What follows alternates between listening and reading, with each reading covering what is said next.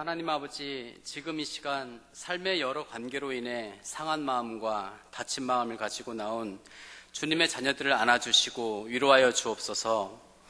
오늘 하루도 수많은 유혹들로 우리의 생각을 더럽히고 마음의 죄를 지었습니다. 너무 달콤해서 끊어내기 싫은 죄, 죄의 고백 중에서 예외로 두고 싶은 죄를 고백합니다. 용서해 주옵소서. 자격 없는 우리를 주님 전으로 불러주시고 딱딱한 마음을 녹여주시니 감사합니다. 용서와 사랑의 마음을 부어주시니 감사합니다. 저희 안에 주인 되어주시고 동행하여 주시니 감사합니다. 아버지, 예배 중의 말씀이 치료의 말씀이 되어주시고 부르는 찬양 속에 모든 묶인 것들이 풀어지고 끊어지게 하시며 악한 영이 떠나게 하옵소서. 오랜 시간 육신의 큰 병으로 지친 심령 가운데 소망을 주시고 치료하여 주옵소서. 물질의 부족함 가운데서도 감사가 있게 하시고 좋은 곳으로 주시는 나의 아버지를 신뢰하게 하옵소서. 아버지, 삶이 고난의 연속 가운데 있어 광야와 같을지라도 우리가 품는 소망이 부활 소망이기에 잘 이겨낼 수 있게 하옵소서. 오늘 드리는 예배를 통해 나의 소망을 다시 세우는 자리가 될 수 있도록 인도하여 주옵소서. 우리의 삶에서 주님을 의지하지 않고 재물과 자랑할 만한 것들을 의지하게 될 때 그것이 갈대로 만든 지팡이라서 어깨가 찢어지고 허리가 흔들리는 부상을 당하게 될 거라는 사실을 말씀 묵상을 통해 깨닫습니다. 경건 훈련의 도구가 되는 말씀 묵상과 통독, 필사가 삶의 반석 위에 놓은 주추가 되게 하사 고난의 바람이 불어올 때 흔들리지 않는 믿음이 되게 하옵소서. 우리 교회가 선교 비전으로 품고 기도하는 12개 미션센터 중 1호로 설립되는 희년기념교회 및 북미 미션센터인 로고스 라이프 처치 및 처치앤 미션센터를 축복하옵소서. 특별히 그곳 원주민의 영혼을 구원하시려고 그리고 다음 세대를 자녀 삼으시려는 아버지 계획에 성락선결교회 그리고 박성진 하민정 선교사님을 도구 삼아주시니 감사합니다. 우리 안에 원주민을 향한 영혼 사랑을 먼저 채워주시고 또한 사역의 모든 필요를 채워주옵소서. 담임 목사님과 사모님의 건강을 지켜주시고 가정의 화목을 있게 하시며 자녀들의 모든 진로와 앞길이 주님의 은혜로 형통하게 하옵소서. 원로 목사님의 건강을 지켜주시고 목사님과 교육목사님, 전도사님, 선교사님의 사역을 축복하여 주옵소서. 두보라 찬양대의 찬양이 우리 모두의 고백이 되어 영원토록 주를 위해 살게 하는 그런 찬양이 되게 하옵소서. 성경대로 그리스도께서 우리 죄를 위하여 죽으시고 성경대로 사흘 만에 다시 사셔서 우리를 구원하시고 부활의 첫 열매 되사 우리도 부활의 열매로 살아갈 소망을 주시니 감사합니다. 바울 사도를 통해 오래전 전파하여 알게 하신 말씀을 이 시간 목사님을 통해 듣습니다. 말씀이 선포될 때 주님의 음성으로 듣는 마음과 귀를 열어주시고 우리 마음이 좋은 밭이 되어 잘 심겨지고 복음의 열매 맺는 나무로 자라게 하사 우리 또한 바울 사도와 같이 복음을 전파하며 살게 하옵소서. 모든 말씀 죽음을 이기시고 부활하신 예수님 이름으로 기도합니다. 아멘.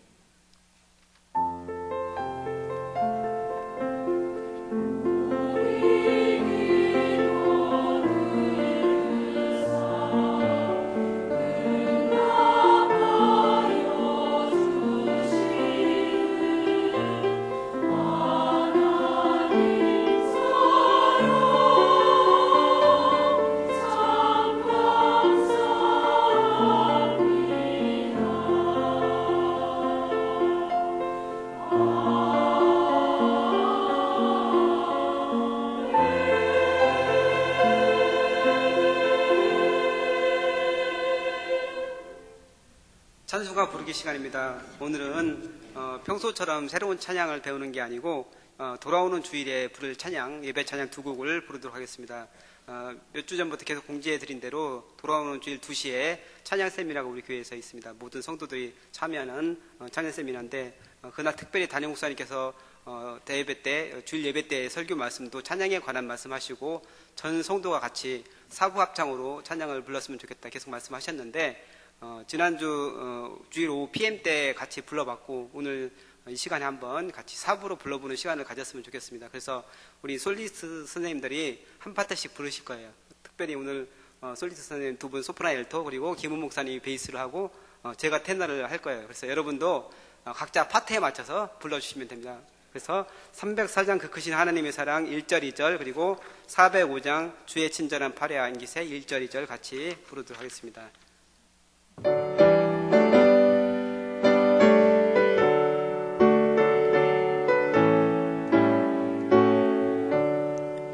그 크신 하나님의 사랑 말로 다 영영 못하네. 저 높고 높은 별을 넘어 이 낮고 낮은 땅 위에 죄범한 영혼 구하려 그 아들 보내사 아버지를 삼으시고 죄 용서하셨네. 하나님 크신 사랑을 증량다 못하네. 영원히 변치 않는 사랑 성도여 찬양하세.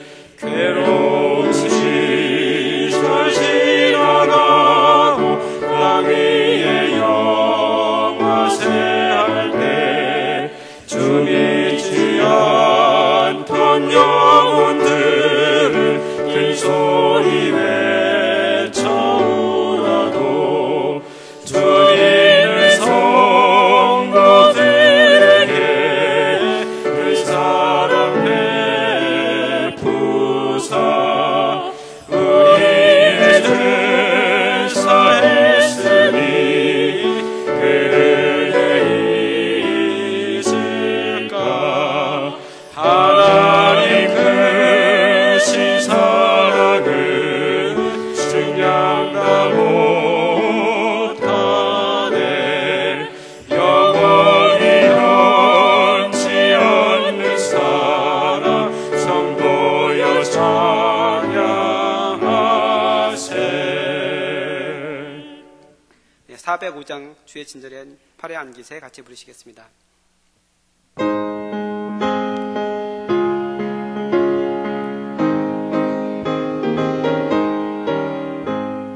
주의 친절한 팔에 안기세 우리 마음이 평안하리니 항상 기쁘고 복이 되겠네. 영원하신 팔에 안기세 주님의 팔에 주님의 팔에 그 크신 팔에 안기세 주님의 팔에 주님의 팔에 영원하신 팔에 안기세. 날이 갈수록 주의 사랑이 두루 광명하게 비치고 천성 가는 길 편히 가리니 영원하신 팔에 안기세 주님의 팔에 주님의 팔에 그 크신 팔에 안기세 주님의 팔에 주님의 팔에 영원하신 팔에 안기세. 네, 사부로 전체적으로 하니까 너무 감동됩니다. 이게 우리 한 300명 정도 되는 인원이 이렇게 사부로 하니까 감동적인데 주일날 한 1000명이 같이 하면 얼마나 감동이 될까 기대가 됩니다. 여러분은 준비 많이 하시고 주일날 그런 은혜를 같이 경험하시길 바랍니다. 네, 성경 봉독해 주시겠습니다.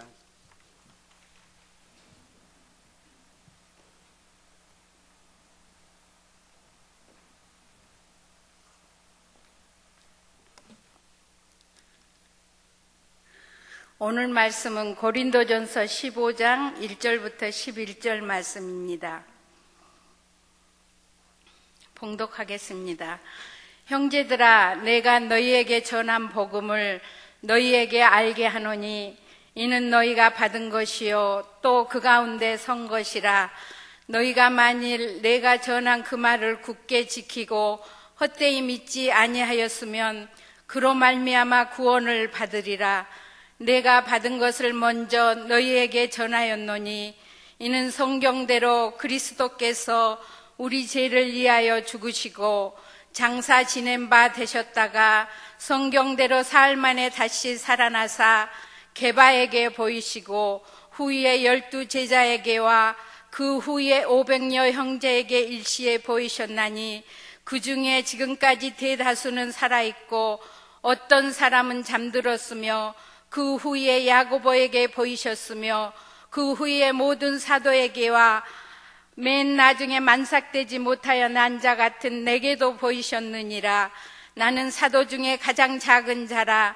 나는 하나님의 교회를 박해하였으므로 사도라 칭함 받기를 감당하지 못할 자니라. 그러나 내가 나된 것은 하나님의 은혜로 된 것이니 내게 주신 그의 은혜가 헛되지 아니하여 내가 모든 사도보다 더 많이 수고하였으나 내가 한 것이 아니요 오직 나와 함께 하신 하나님의 은혜로라. 그러므로 나나 그들이나 이같이 전파하며 너희도 이같이 믿었느니라. 아멘.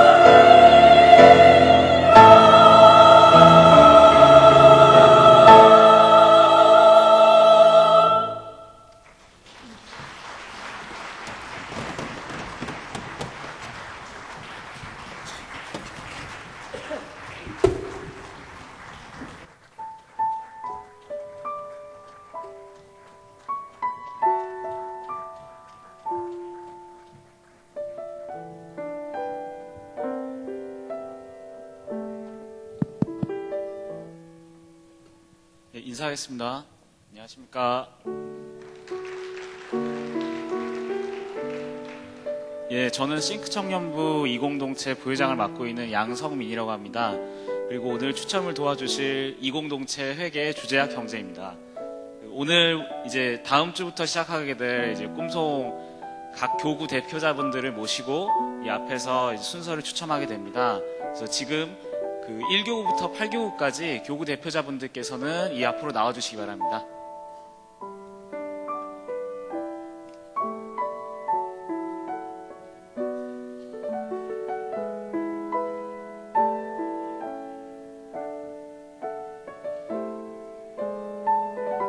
여기서부터 1교구부터 8교구까지 쭉 서주시면 됩니다. 위로 올라와 주시면 됩니다.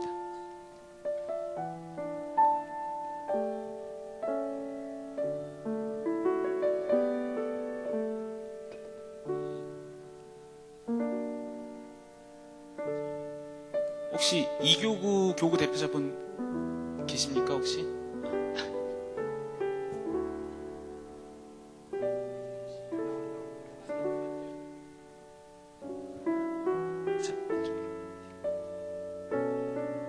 자, 1교구부터 추첨하겠습니다.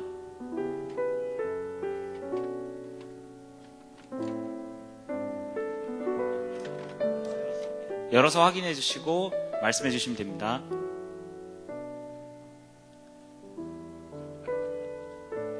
본인 교구하고 며칠인지 말씀해 주시면 됩니다. 1교구 6월 6일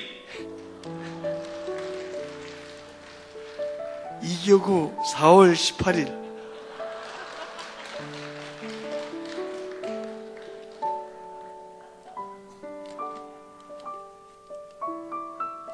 3교구 5월 16일 4교구 5월 2일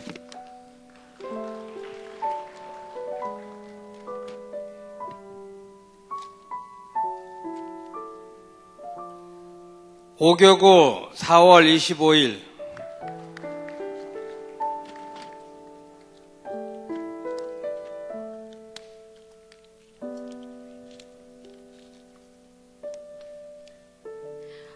6교구 5월 30일 7교구 6월 13일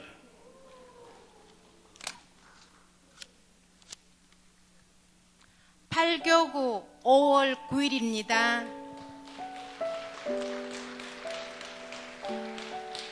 예, 오늘 추첨과 별도로 교육부서는 5월 23일에 예정이 되어 있습니다. 예, 이것으로 오늘 추첨을 모두 마치겠습니다. 감사합니다.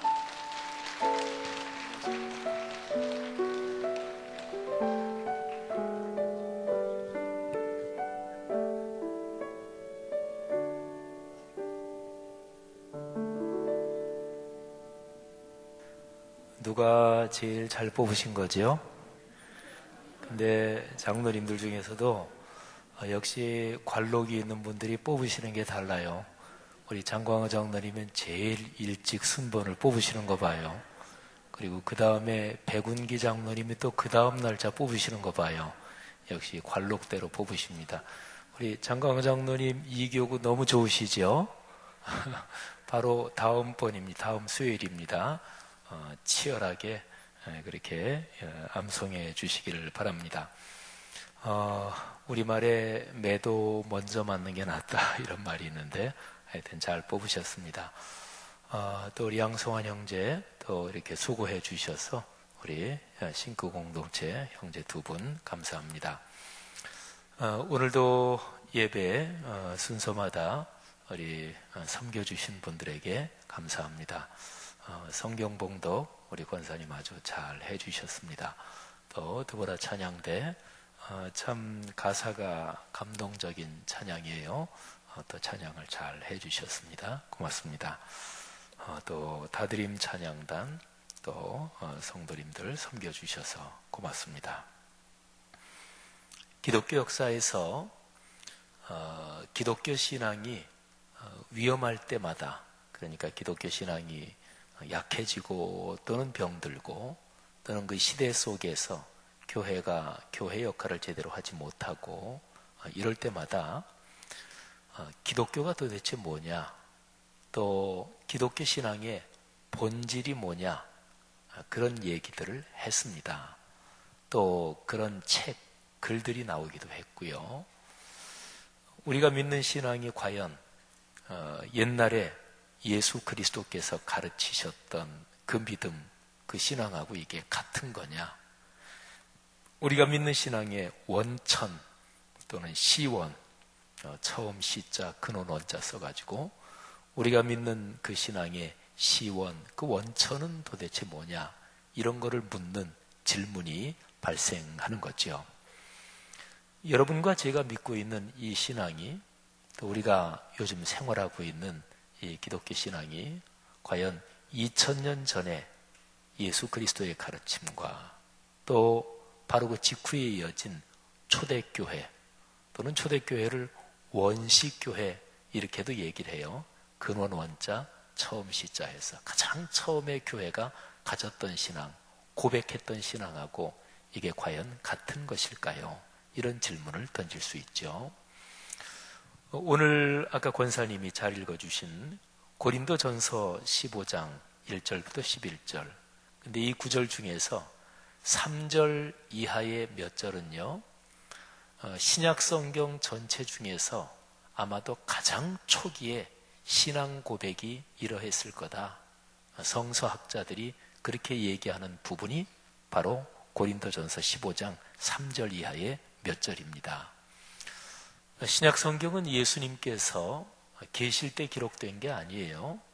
예수님께서 부활, 승천하시고 나서, 그리고 적어도 한 20여 년 정도 지나면서, 그러면서 이런저런 기록들이 생기기 시작했습니다. 사실은 제일 초기 교회 공동체, 예수님이 부활하시고 마가의 다락방에서 모였던 한 120여 명 되던 그 가장 초기 공동체, 그 공동체는 예수님이 곧 다시 오실 것이라고 믿었습니다. 그도 그럴 것이, 예수님께서 승천하실 때 사도행전 1장의 기록을 봐도 그렇고, 또 요한복음 14, 15, 16장의 기록을 봐도 그렇고, 주님께서 내가 곧 다시 온다 이렇게 말씀하셨거든요. 내가 다시 온다.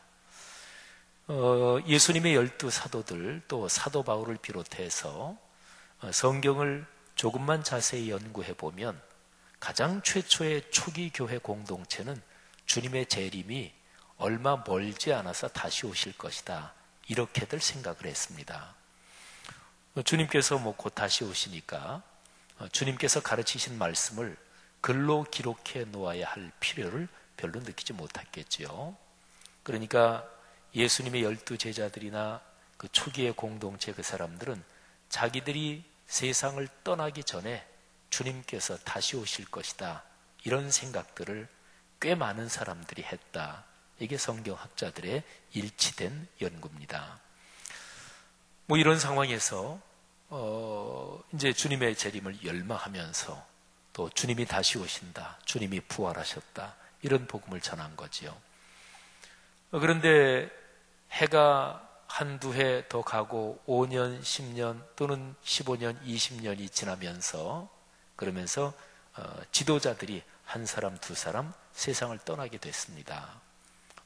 예수님의 12사도들은 거의 다가 박해로 죽었어요. 그리고 사도 요한이 가장 오래 반모섬으로 유배돼서 제일 오래 살았다, 이렇게 전해지죠.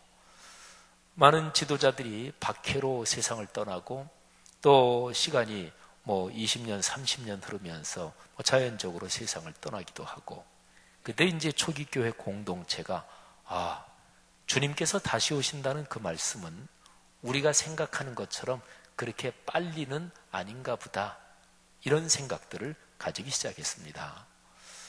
그러면서 성령께서 초기 교회 지도자들에게 아주 세밀하게 또는 직접적으로 이런저런 말씀들을 주셨어요. 그래서 예수님께서 가르치신 말씀을 기록을 하고, 또 성령의 감동으로 주신 말씀들을 기록을 하면서 이런저런 기록이 생겨나기 시작했고, 또 예수님이 생각했던 것처럼 그렇게 빨리 오시지 않겠다 이 생각도 하니까 신앙이 본질이 뭔지 알맹이가 뭔지 기록을 해놔야 후대에 전승이 될 거 아니겠어요? 그래서 베드로서 같은 데 보면 그 당시 상황에서 어떤 사람들이 주님이 재림하시긴 무슨 재림하시냐 이렇게 생각하는 사람도 있었다고 그렇게 기록을 하고 있죠. 그러면서 말씀하기를 주님께는 하루가 1000년 같고 1000년이 하루 같다 이런 말씀도 베드로서에 기록이 되어 있죠. 그러면서 문서가 본격적으로 기록이 되기 시작하고 그게 나중에 모여서 신약 성경 문헌이 되는 거예요. 그런데 그렇게 기록된 이런저런 말하자면 짧은 이런 그 기록들 그런 게 이제 모이는데 그런 기록들 중에서 가장 오래된 기록이 고린도전서 15장 3절 이하라고 학자들이 얘기하는 거예요. 자, 한번 볼까요? 제가 몇 절을 읽습니다. 내가 받은 것을 먼저 너희에게 전하였노니 이는 성경대로 그리스도께서 우리 죄를 위하여 죽으시고 장사 지낸 바 되셨다가 성경대로 사흘 만에 다시 살아나사 게바에게 보이시고 후에 12제자에게와 그 후에 500여 형제에게 일시에 보이셨나니. 자, 우선 6절 전반절까지 제가 봉독합니다. 여러분 여기에 보면 이게 가장 초기에 기독교 공동체가 고백한 신앙이다 이렇게 보는 건데 짧죠. 그리고 신앙의 가장 기본적인 알맹이가 뭔지 그것도 명백합니다. 그거는 우선 두 가지가 금방 눈에 들어오죠. 예수 그리스도께서 우리 죄를 위하여 십자가에서 돌아가셨다. 우리 죄를 위해서 돌아가셨다 하는 거죠. 두 번째는 사흘 만에 다시 살아나셨다. 요겁니다. 그러니까 우리 그리스도인들이 많이 알고 있는 대로 예수 그리스도께서 십자가에 달려 죽으셨다. 그리고 사흘 만에 살아나셨다. 이 두 가지가 아주 명백하죠. 근데 각각 두 가지 앞에 아주 중요한 수식어가 붙어 있습니다. 성경대로 하는 말입니다. 성경대로 그리스도께서 죽으셨다. 성경대로 그리스도 그분이 사흘 만에 다시 살아나셨다. 이게 중요하지요. 이 성경대로 이 표현에서 성경은 구약 성경을 말하죠. 이 당시는 아직 신약 성경은 글로 기록이 되지 않았으니까.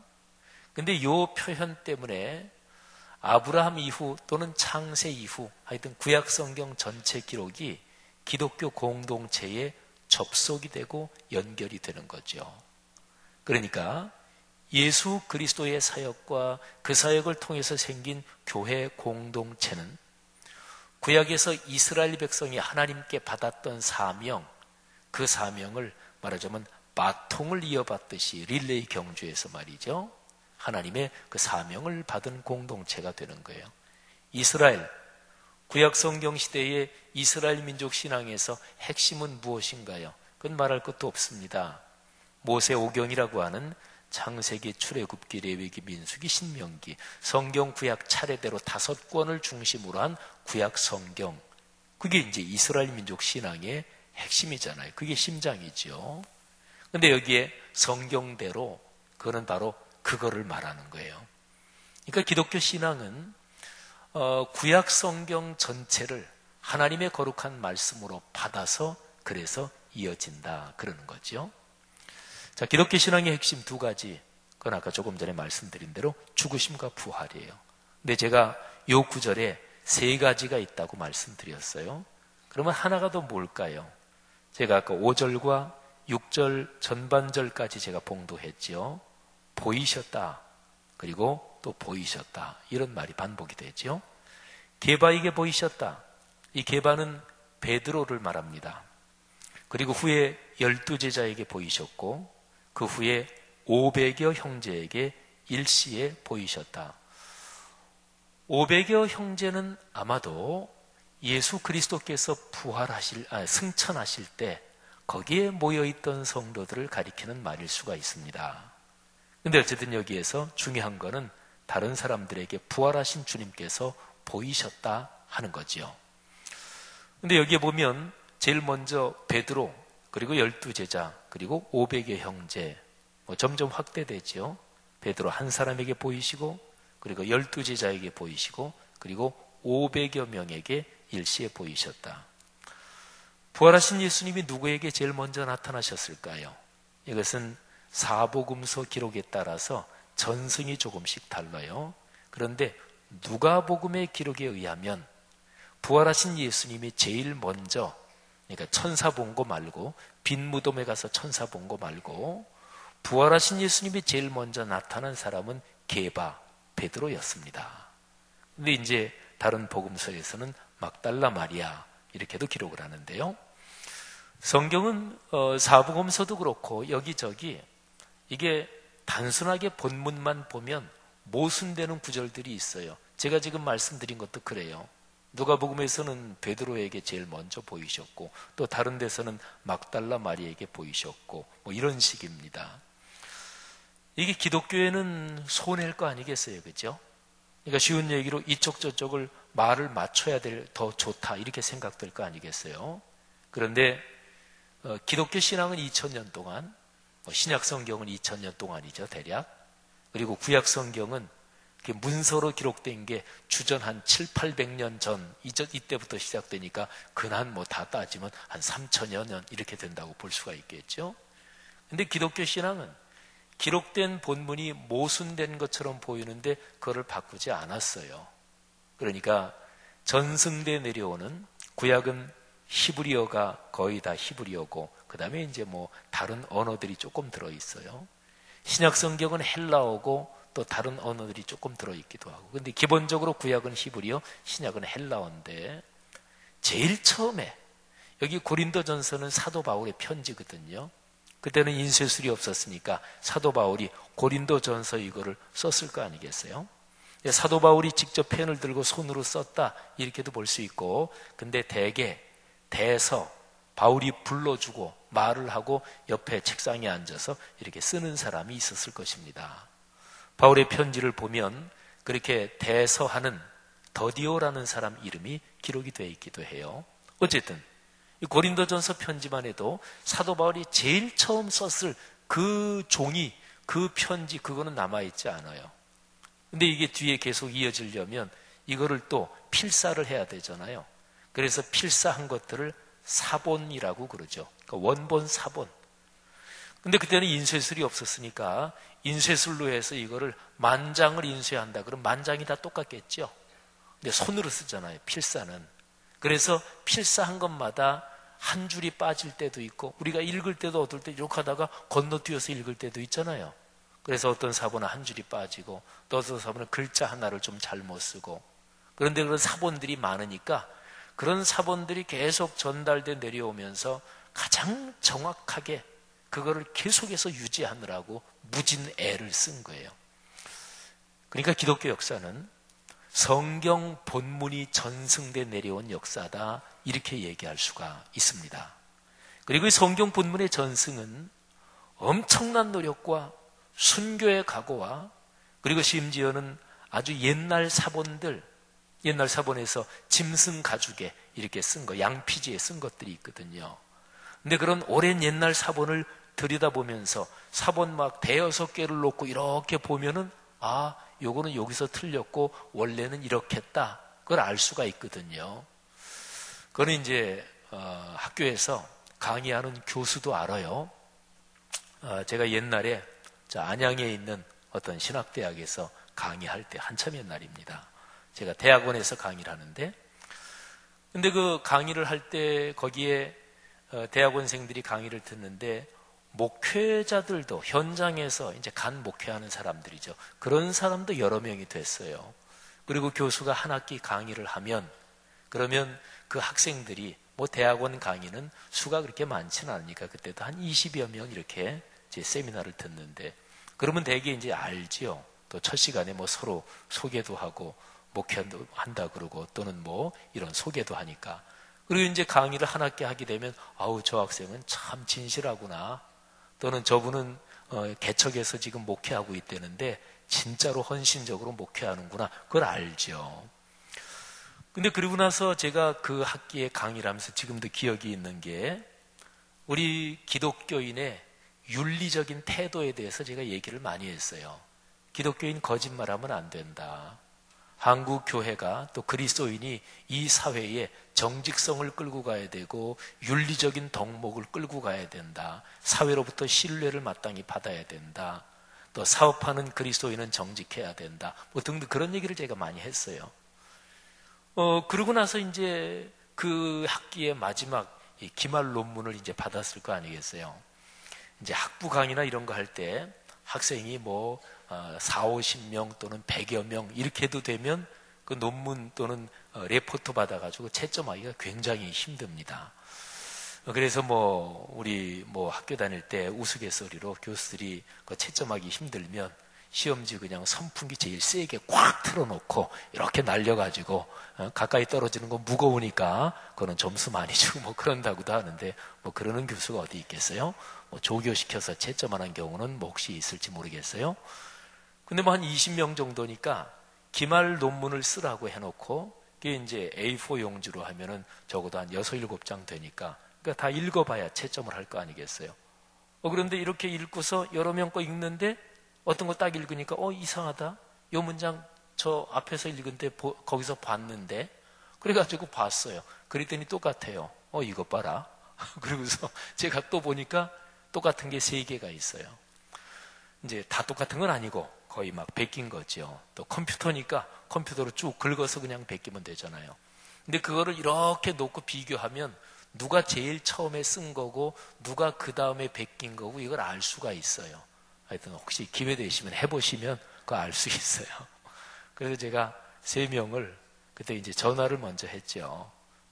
내가 턴페이퍼를 봤는데 이 3사람이 이게 똑같다. 누구께 원본이고 다른 2사람은 순차적으로 베꼈다. 근데 제가 원본 누가 쓴 건지는 조사해 보니까 나와요. 근데 2사람 누가 베꼈다. 요거는 누가 2번째고 3번째 건지는 모르겠더라고요.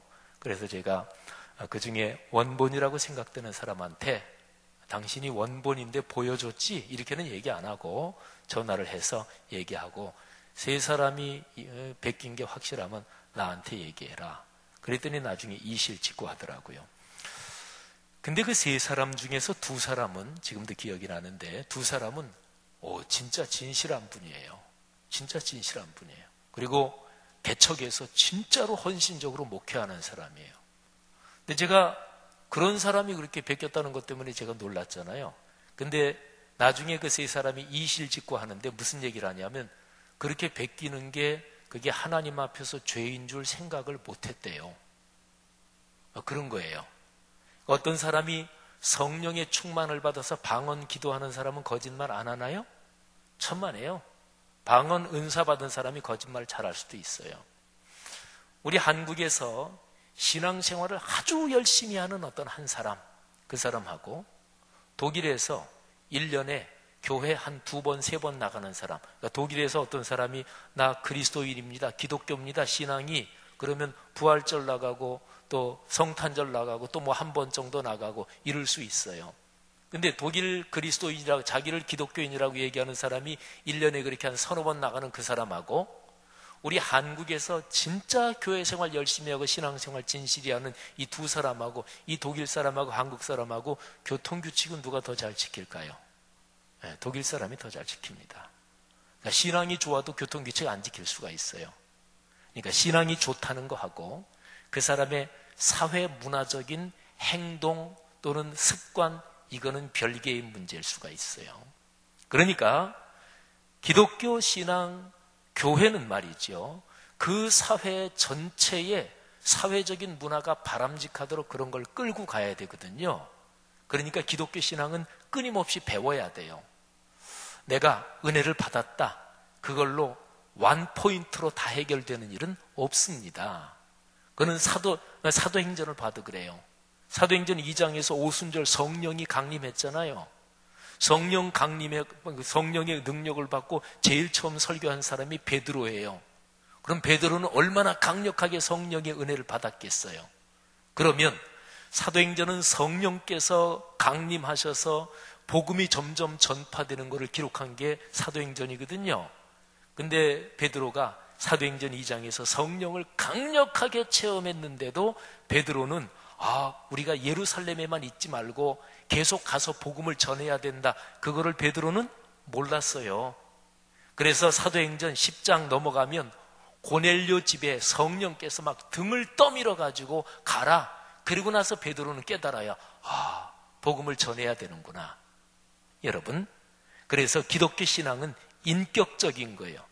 신령하고 신비한 은혜도 있어요. 하지만 인격적으로 삶이 계속해서 훈련돼 가는 거죠. 자, 어쨌든요, 오늘 여기 성경 말씀에서 기독교 복음의 제일 핵심적인 거는 예수의 죽으심 그리고 부활 그리고 나서 보였다.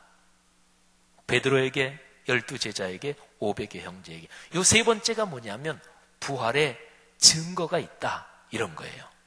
자, 그러면 제일 중요한 거 세 가지가 그거예요. 십자가의 죽으심, 그리고 사흘 만에 부활하심, 그리고 세 번째, 진짜로 죽으셨던 분이 부활하셨다. 그 증거가 있다.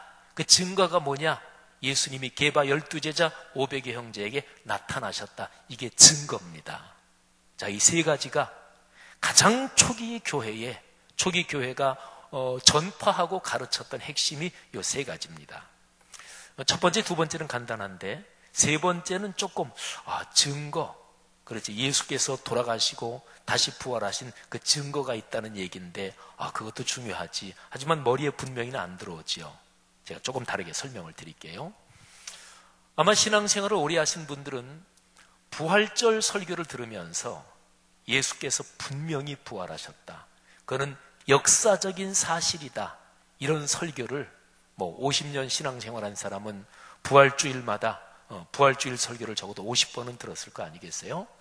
근데 어쨌든 예수께서 부활하신 것을 증명을 해보겠다, 그래서 증명하는 그런 설교를 아마 한두 번쯤 들으셨을 거예요. 저도 설교할 때 예수께서 부활하신 것은 논리적으로 따져도 사실이다, 그런 거를 저도 설교를 한 적도 있고요.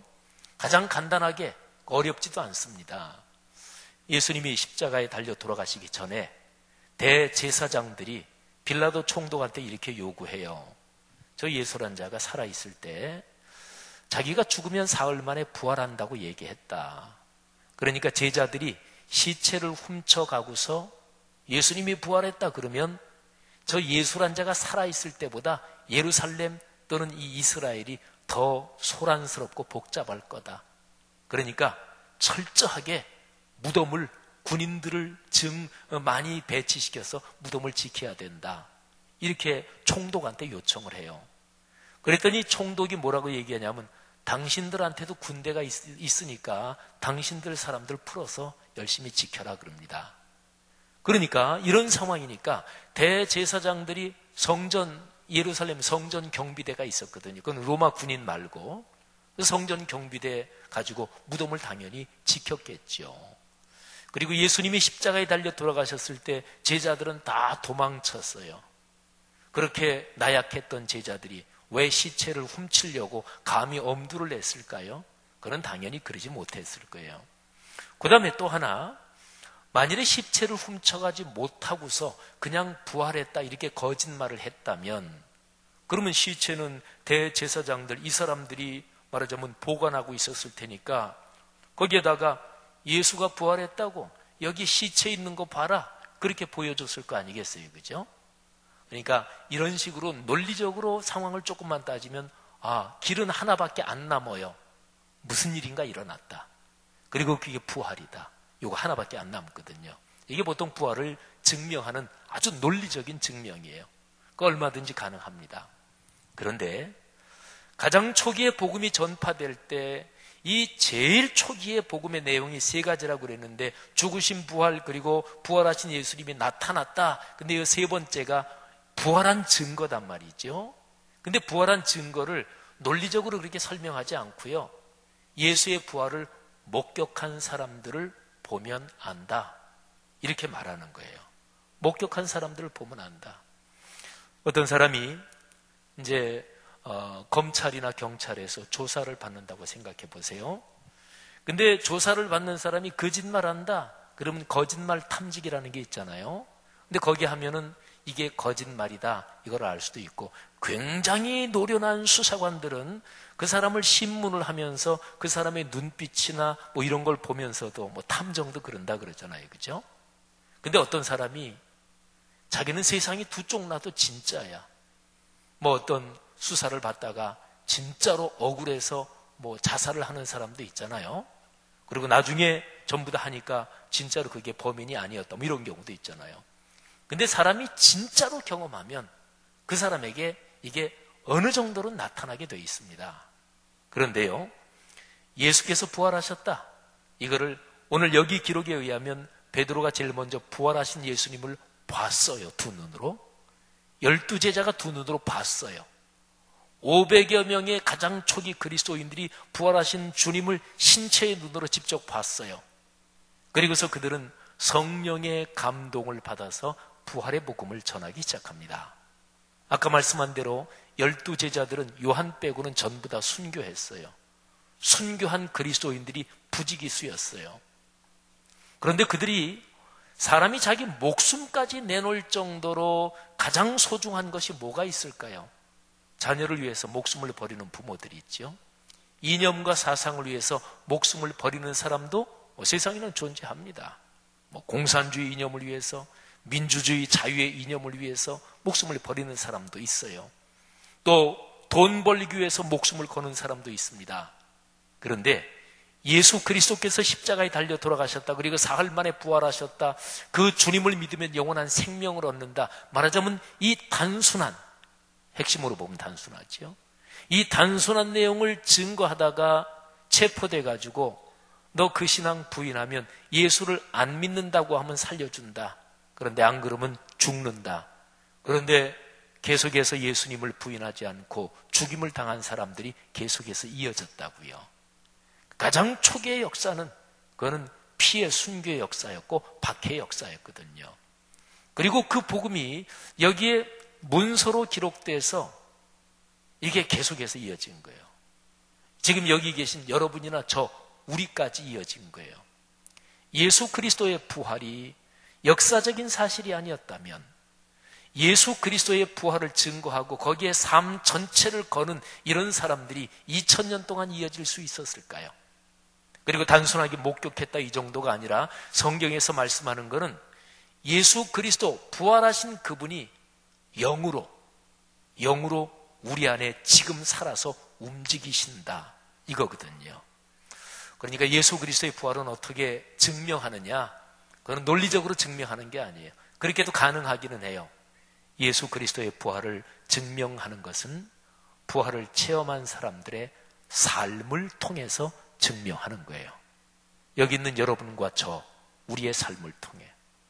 이런 얘기를 하면 우리 그리스도인 누구나 다 내가 무슨 내 삶이 예수 그리스도의 부활의 증명거리가 되겠어, 뭐 그런 생각은 누구나 다소간 또는 어떤 사람은 더 많이 그런 생각을 할 거예요. 그런데 2000년 기독교 역사에서는 여기 나오는 베드로 12제자, 그렇게 예수 그리스도의 십자가의 죽음과 부활을 자기의 온 삶을 던져 헌신하고, 말하자면 예수 그리스도의 부활에 증명하려면 저 사람을 봐라, 저 사람을 보면 예수께서 부활하신 거 분명히 알 수 있다, 그런 사람들의 역사가 오늘날까지 이어졌단 말이죠. 사랑하신 여러분, 오늘 제 설교에서 가장 중요한 메시지는 사실은 단순합니다. 여러분과 우리의 삶이 어떻게 하면 가장 행복할까요? 그는 다른 사람들이 우리를 보고 저 기독교인이 얘기하는 그게 맞다, 저 기독교인들이 예수 그리스도의 십자가의 죽으심과 그리고 부활신앙을 말하는데 죽음과 그리고 죄악을 꺾고 이기신 저들이 믿는 예수란 분이 지금 거룩한 영으로 살아 움직이고 오늘도 하나님은 살아계셔서 역사하신다는 얘기가 그래 맞다, 내가 예수는 안 믿지만 저 예수 믿는 사람들을 보면 내가 인정할 수 있다, 그게 사실은 예수 부활의 증명 방법입니다. 사랑하는 여러분, 여러분과 저의 삶이 그런 증명할 수 있는 삶이 되기를 주님의 이름으로 축복합니다. 이게 바로 예수 그리스도를 믿는 사람들이 내가 하나님 앞에서 하나님께 영광을 돌린다 하는 의미가 사실은 바로 이것입니다. 오늘 여기 성경에서 한 구절만 제가 설명드리는데요. 자, 5절, 6절에 계속해서 부활하신 주님이 게바에게 보이셨다. 12제자에게 500의 형제에게 보이셨다.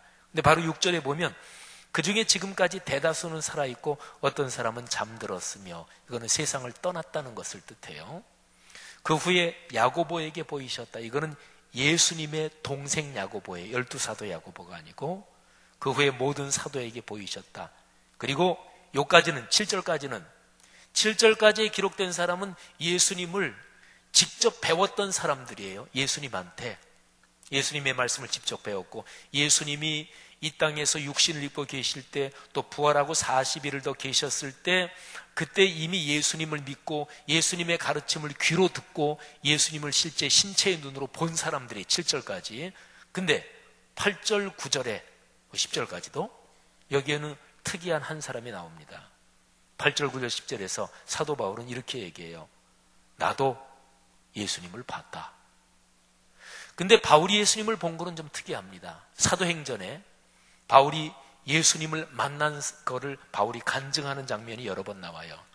근데 바울은 예수님이 승천하신 뒤에 예수님을 만났어요. 그러니까 7절까지 나온 사람들이 예수님을 본 거하고 사실은 틀려요. 여기 7절까지 나온 사람들은 부활의 몸을 가지신 주님을 신체의 눈으로 본 거예요. 근데 바울은 신체의 눈으로 본 건 아니에요. 환상을 봤죠. 다메섹으로 예수 믿는 사람들을 잡으러 가다가 환상 중에 나사렛 예수를 만납니다. 그래서 예수님이 내가 왜 나를 핍박하느냐? 그러니까 바울이 환상 중에 주여 누구십니까? 내가 핍박하는 나사렛 예수다. 예수님은 그때 이미 승천하신 뒤에요. 그러니까 사도 바울이 만난 예수님은 부활 승천하신 뒤에 성령으로 강림하신, 하나님의 영, 그리스도의 영으로 강림하신 성령의 역사로 주님을 만난 거예요.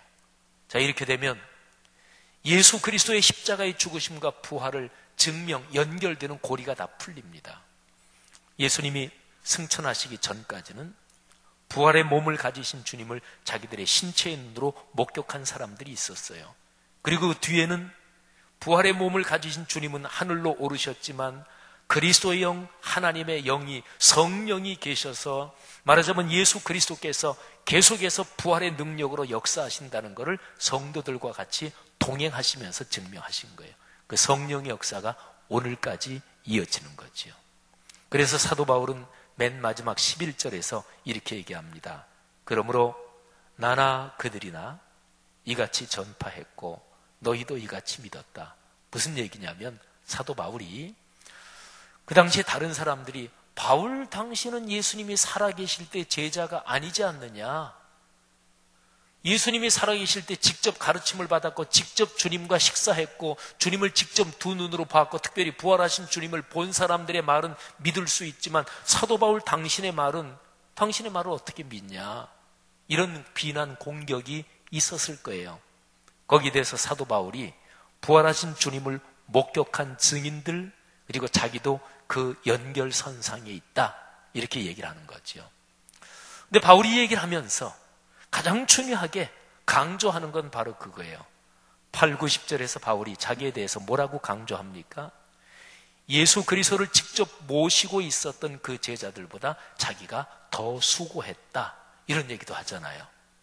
사도 바울은 그만큼 강력하게 부활의 주님을 체험했고, 그래서 결국 바울도 순교를 당했죠. 사랑하신 여러분, 우리는 예수 그리스도를 믿는 사람들입니다. 그리고 사람에 따라서 믿음의 정도는 다 틀려요. 우리가 언젠가 이 세상에 살다가 하나님이 부르실 때 우리는 주님 앞에 설 거예요.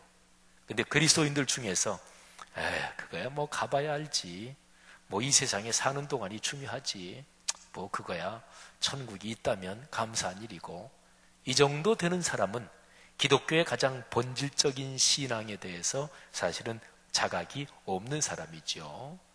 근데 하나님이 살아계시고 그리고 부활하신 주님이 다시 오신다고 약속하신 그 사실을 진지하게 믿는 그리스도인이라면 내 신앙이 좋을 때도 있고 좀 약해질 때도 있지만 가장 중요한 거는 내가 걸어가는 인생길을 통해서 부활하신 주 예수 그리스도가 증명돼야 된다. 그러니까 내가 복음의 편지인 거예요. 여러분이 복음의 편지예요. 여러분이 성령께서 여러분 안에 거하시는 성령의 집입니다. 사랑하는 성도들이요, 이게 바로 기독교 신앙이에요. 그래서 기독교 신앙은 제 아무리 성경 지식이 많다 그래서 그게 기독교 신앙이 증명되는 게 아니에요.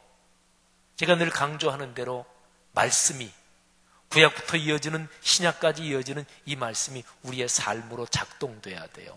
삶의 현실에서 이루어져야 되는데 그건 두 가지예요. 인격 그리고 일상. 성경 지식이 제 아무리 많다. 근데 인격이 엉망이야. 그런 사람이 무슨 그리스도의 증인이 되겠어요. 그런 사람들 때문에 기독교가 비난을 받는 거야. 저 사람 입을 열면 성경 지식은 얼마나 많은지 몰라. 근데 독해. 얼마나 이기적인지 몰라. 자기 영역 건드리면은 저 사람 무서워. 그럼 그 사람 때문에, 그 사람이 성경 지식이 없으면 다행이야. 그 사람이 오히려 저 사람은 교회는 나가는데 날라리 신자야. 그러면 그 사람이 못된 짓을 해도 사람들이 교회 욕하지는 않아요. 저 사람은 날라리 신자니까. 근데 교회 열심히 다녀. 목사까지 포함해서 저 사람 목사야. 저 사람 교회 장로래. 저 사람 권사래.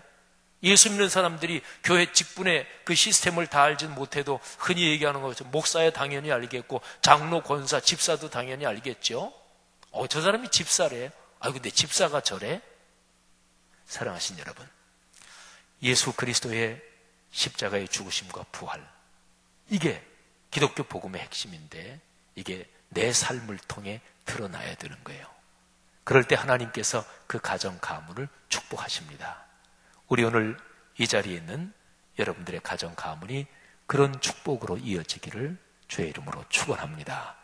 우린 나 신앙은 너나 할 거 없이 부족한 데가 다 있죠. 근데 적어도 기독교 신앙의 중심을 알고 여기에 대해서 사모하는 열망을 가져야 돼요. 신앙이 우리 결심과 우리 힘으로만 되는 거라면 사실은 기도가 필요 없고 성령의 역사가 필요 없지요. 근데 자기 힘으로 되는 사람은 아무도 없어요.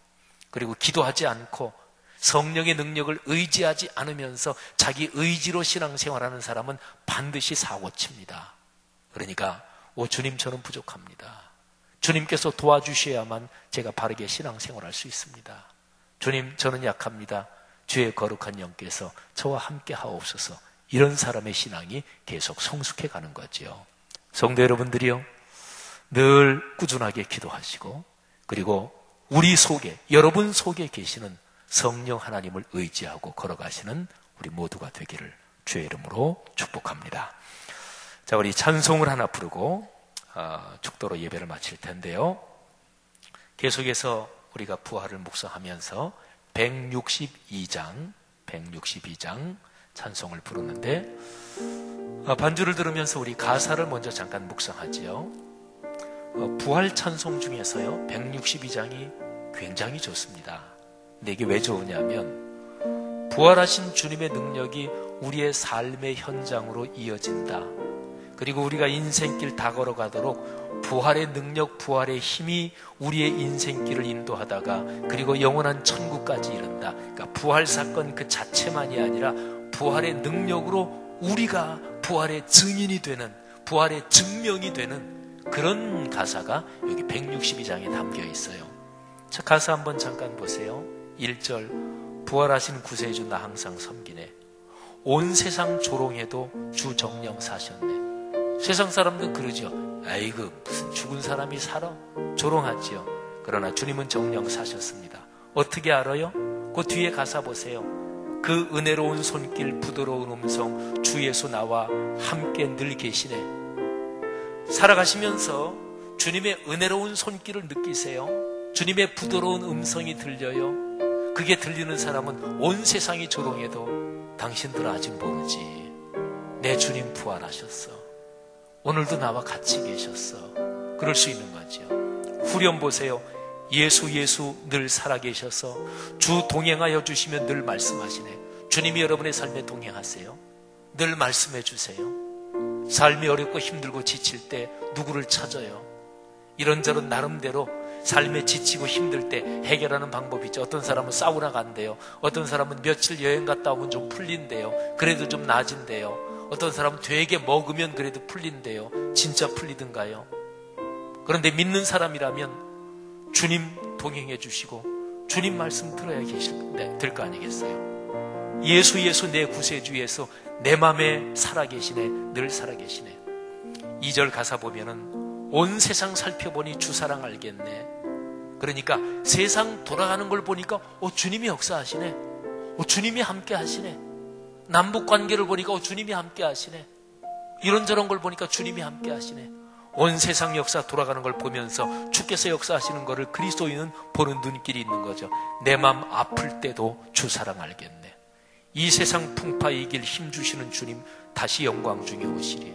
그리고 3절은 이 땅 살아가면서 부활의 능력 때문에 기쁘고 그리고 모든 어려움을 극복하고 주님을 찬양한다는 내용이에요. 자, 우리 가사를 잘 묵상하면서 찬송하십시다.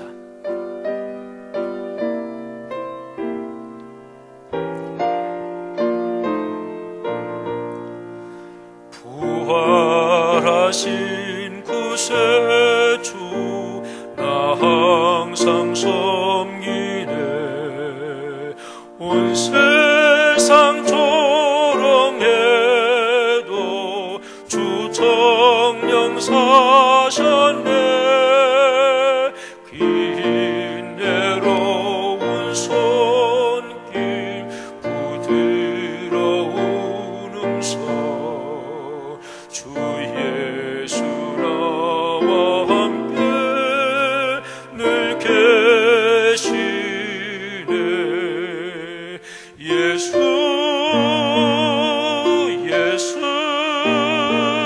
늘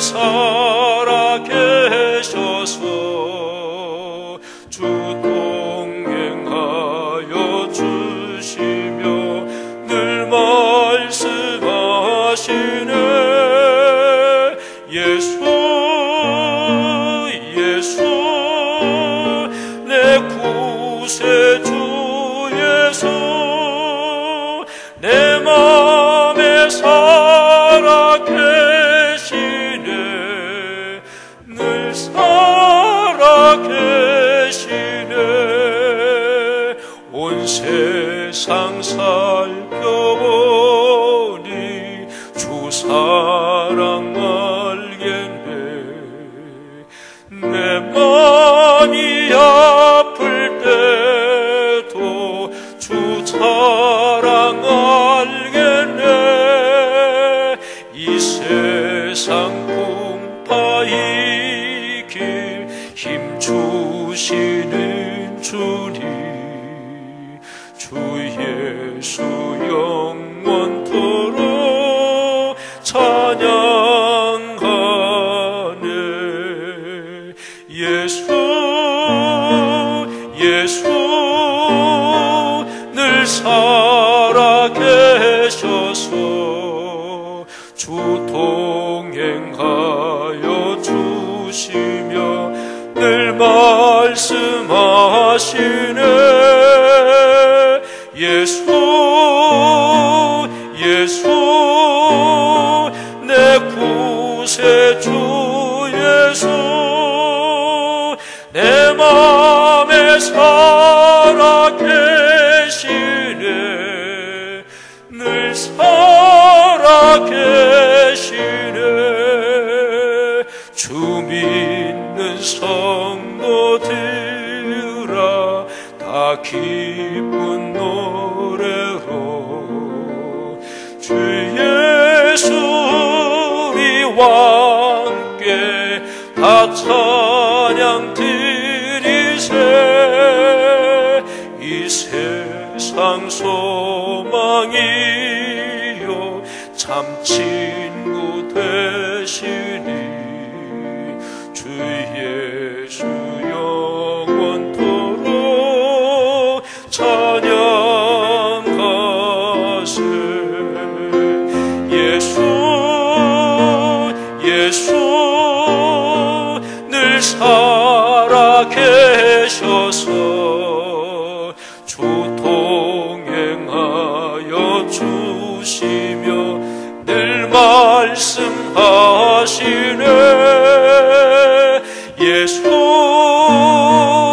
예수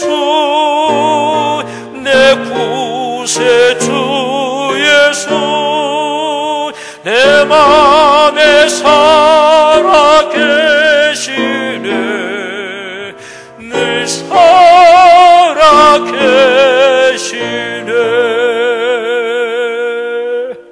기도하십시다.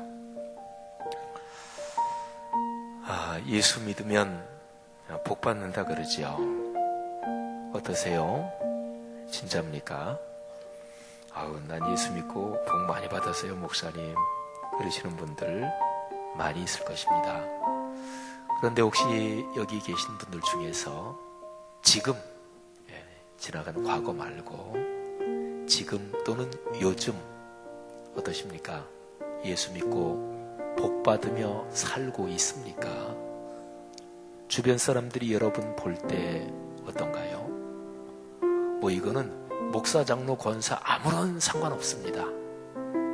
목사, 장로, 권사, 집사님은 늘 거기에 대해서 어떤 프리미엄이 있나요? 어떤 분이 장로님이 되고 나서 목사님, 장로 안 됐으면 더 행복했을 뻔했어요. 이러는 사람들 전 여러 번 만나봤어요. 제가 목사잖아요. 저도 이제 30수년째 목회하는데 목회자들 중에서도 그런 사람 많습니다. 그런 거 다 내려놓고 신앙 한 50년 됐다고요? 신앙 연조가 갈수록 꼭 신앙이 계속해서 성숙하던가요? 아닌 거 다 알잖아요, 그죠? 모태신앙이면 프리미엄이 있나요? 그것도 아닌 거 다 아시죠? 어쨌든 오늘 이 메시지대로 지금, 요즘 여러분이 어떠십니까? 주님, 제가 요즘 살아가는 게 예수 그리스도께서 죽음을 이기시고 부활하신 그게 저를 통해 조금이라도 나타나니 아버지 하나님 감사해요. 그렇게 기도드릴 만하신가요? 혹시 그렇지 않으시면 이 시간에 하나님 앞에 한번 기도하시지 않겠습니까? 하나님은 참 좋으신 분입니다. 애들이 잘못했을 때 부모들이 용서하지요. 애들이 머리 다 크면 부모하고 의가 상해서 부모도 인간적으로 기분 나빠서 저놈의 자식 내가 다시 안 본다. 심지어는 그런 경우도 있지만 조그만 아이 생각하면 아이가 울다가 웃고 그래도 늘 부모는 사랑하잖아요. 하나님 아버지 그러십니다. 우리가 진정으로 성경 말씀을 붙잡고 기도하면 하나님은 응답해 주세요. 지금 기도할 때 하나님께서 성령으로 여러분 마음을 터치해 주실 거예요. 만져 주실 거예요. 주님은 그렇게 자비로우신 분이잖아요. 그러니까 우리의 교회 직분이 어떤 것이든 또는 신앙 연조가 어떤 것이든 지금 내가 부활의 증인으로 살아야 되잖아요. 이 시간에 하나님 앞에 다 같이 한번 통성으로 기도하는데, 오 주님, 그렇게 살기를 원합니다. 그래서 예수 믿고 복 받고 산다는 게 무엇인지 제가 좀 더 체험하고 다른 사람들에게 예수 그리스도의 십자가의 죽으심과 부활을 증언하는 삶이 되게 하시고 내 자신과 우리 가정 가문 대대로 그런 복이 있게 하옵소서. 다 같이 한음성으로 통성으로 기도하겠습니다. 하나님 아버지, 은혜를 진심으로 감사합니다. 이 시간에 말씀을 듣고 말씀 의지해서 붙잡고 기도합니다. 하나님 아버지, 부활하신 주 예수 그리스도 부활의 능력이 제 삶을 통해 우리 여기 기도하는 성도들의 삶을 통해 나타나게 도우시기를 간절히 원합니다. 하나님, 이 시간에 지쳐있거나 이런저런 상황 때문에 마음이 눌려있는 성도들 특별히 하나님께서 만져주시고 터치해주시고 다시 한번 품에 안아주시기를 간절히 원합니다. 예수 그리스도께서 십자가에 달려 돌아가셨고 우리 죄가 해결되고 그리고 죄와 사망의 권세를 꺾고 주님께서 부활 승리하셨습니다. 그 승리의 능력과 기쁨과 그 감격을 우리에게 주신 주님께 찬양을 올립니다. 하나님 아버지, 걸어가는 인생길 내내 또 우리가 걸어가는 우리의 가정들, 가문들을 그렇게 하나님이 축복해 주옵소서. 우리가 부활의 증인이 되게 하시고 다른 사람들이 우리를 보고 예수께서 부활하신 게 저 사람의 삶을 보니까 내가 믿을 만하다, 그런 우리의 삶이 되도록, 그런 우리 가정이 되도록 하나님께서 축복해 주시옵소서. 하나님 아버지, 이 시간에 간절히 기도하는 성도들의 기도 주님께서 응답하시기를 간절히 바라옵고 원합니다. 주여 축복하옵소서. 이 시간 사랑하는 성도들의 기도를 주님께서 응답하사 지금 성령으로 안수해 주시고 지금 새 마음을 주시고 지금 기쁨과 능력을 허락해 주시기를 간절히 원합니다. 주님, 새 힘을 주옵소서. 주여, 부활의 능력 기쁨을 지금 주옵소서. 감사합니다. 감사합니다. 잠시만 더 기도하실까요? 우리 피아노 반주, 조용한 반주에 맞춰서 가만히 묵상하면서 주님께서 지금 내게 무엇이라고 말씀하시는지 주의 음성에 귀를 기울이는 시간 잠깐 갖겠습니다.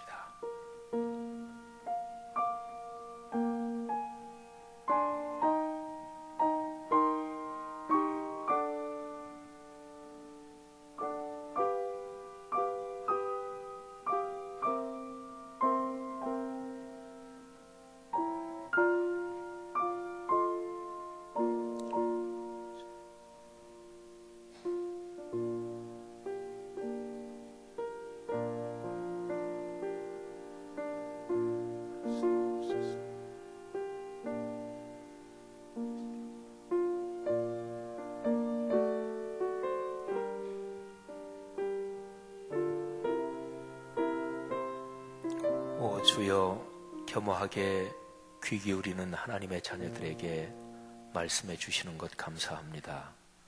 제가 고백하는 신앙 속에 사도 베드로가 계시고 사도 바울도 계시고 순교의 피를 뿌려 당신의 삶을 다 살라 예수 그리스도의 복음을 증거한 신앙의 선진들의 고백이 제 신앙 속으로 흘러 들어오고 있음을 감사합니다.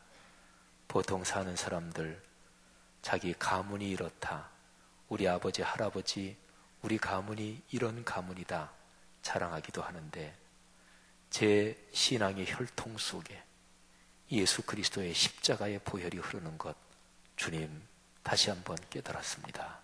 하나님, 여기 있는 사랑하는 우리 모두가 그런 사람들인 것 믿고 감사합니다. 그렇게 살게 하옵소서. 그렇게 살겠습니다. 하나님께서 귀한 하나님의 사람들 지금 머리에 손을 얹어 안수하옵소서. 머리끝부터 발끝까지 하나님의 거룩한 영께서 안수하사 새 마음과 새 영을 주옵소서. 상식으로 살지 말게 하시고 통상적인 그런 논리로 살지 말게 하시고 성경 말씀대로 믿어 하나님의 성령의 역사를 체험하며 살게 하옵소서. 돌아가는 걸음 축복하옵소서. 예수 그리스도의 은혜와 하늘아버지의 사랑하심과 늘 함께 하시는 성령의 안고 가시고 업고 가시고 다독여 주시는 자상하신 통행하심이 하늘 백성 머리 위에 지금부터 영원히 같이 계시기를 축원하옵나이다. 아멘.